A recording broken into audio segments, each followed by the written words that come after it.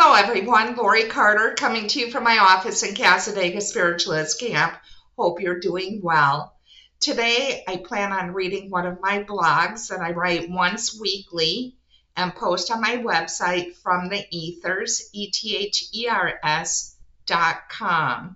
And no worries, we're going to do a pick a number card draw afterward. And so here we go. And actually, this blog came from December of 2018. My office in Casadega Spiritualist Camp. I love this place. It's so peaceful and quiet. I've had the opportunity to reside in the Spiritualist Camp on many of occasions. I've waited for a long time for quote-unquote things to happen in this space. For the most part, it's been my thought to just happily reside, coexist with spirits. A couple of years ago, I resided in a different space in the Spiritualist Camp when a friend of mine came to visit. I pointed out the kitchen floor between the bathroom and my bedroom, a heavily walked area. I asked, "Do you see those footprints that are like a size 15 shoe?" She said she did. I said, "That's one of my spirits who resides here." She asked, "What's his name?" My response was, "I have no idea. I just simply reside with them. I do not talk to them." That morning, I went to the pastor's breakfast. I left my friend behind. Upon my return, I saw she had mopped the kitchen floor. She said Joe was here, and I asked him why. He said he was looking over you. I couldn't believe she did that. "I told you I don't talk to spirits in this place." She laughed, and so did I. I waited patiently for someone to show themselves in my office, at times a place to sleep. One day I noticed my black heeled shoes were next to my bed, so I nudged them just under it. A few days later, I went to get my shoes, and one was gone. A fine time because I was going to speak at a church in a matter of a couple of hours. And it was a fine time for spirit to show up as well. And ironically, my topic at church was to be overcoming challenges. I looked under that bed 3 times, hoping that spirit would bring back my shoe. To no avail. It's not that big of a place. I looked frantically throughout it. I ended up wearing my black flip-flops with bling. I made a short reference to this experience on my Facebook page, Life in Casadega Spiritualist Camp, Mayberry it is. I had one response that this happens everywhere.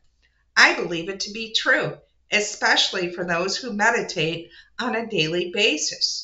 We meditators build our own portal of energy, which allows us to ultimately astral travel.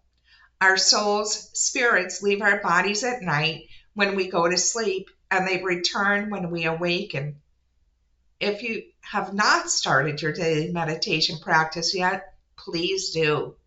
I've been meditating since 2004, and for the first 3 years, I meditated same time, same place, every day.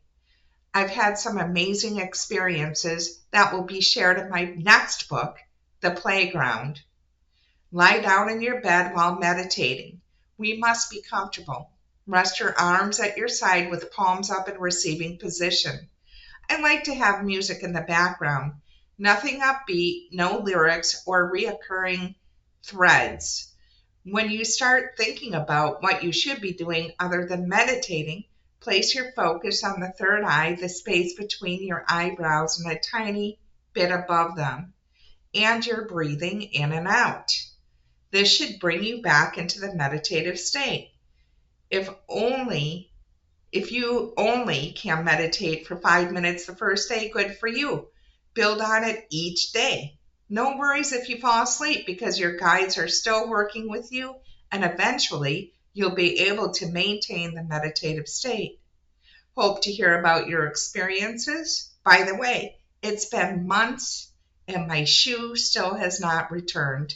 You gotta love that. Peace and love is how I close that one. And so a couple of things I want to add here. First of all, my shoe finally did return on the other side of the bed like 6 months later, and trust me, it wasn't there before. I was just happy to have my shoes back. And the other thing is, when you meditate, make sure you set an intention before you start. Perhaps you'd like to meet your guides. Perhaps you would like some body, mind, spirit healing. Maybe you need some peace. And so that's what I'm going with there. So now we're going to the card draw. Botanical Inspirations by Lynn Araujo. Right here. Whoop, this way. There we go. I can never get used to that. And so pick 1, 2, or 3.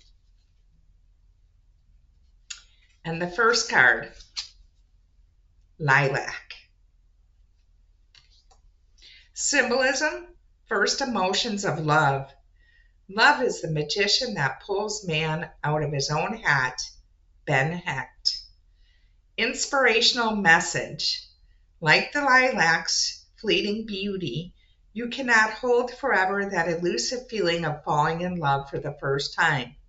Don't get caught up in trying to chase that feeling down.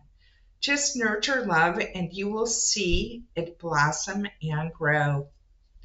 If you chose number 2, Trumpet Gentian. Symbolism, power, and healing.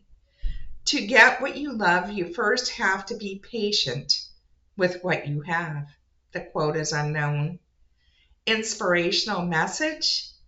In your desire to heal and grow, summon your strength, not through will, but in patient acceptance of the process that is required to bring true recovery. And finally, if you chose number 3, Hydrangea. Yeah. Symbolism, thankfulness for understanding. Before we can forgive one another, we have to understand one another.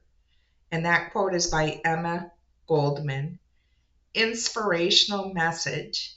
When you forgive others, you release yourself from unnecessary suffering and make space for healing. Grant yourself the benefit of the same compassion and understanding you offer to other people. Hope they resonated. Hope you enjoyed today's segment and have a fabulous week.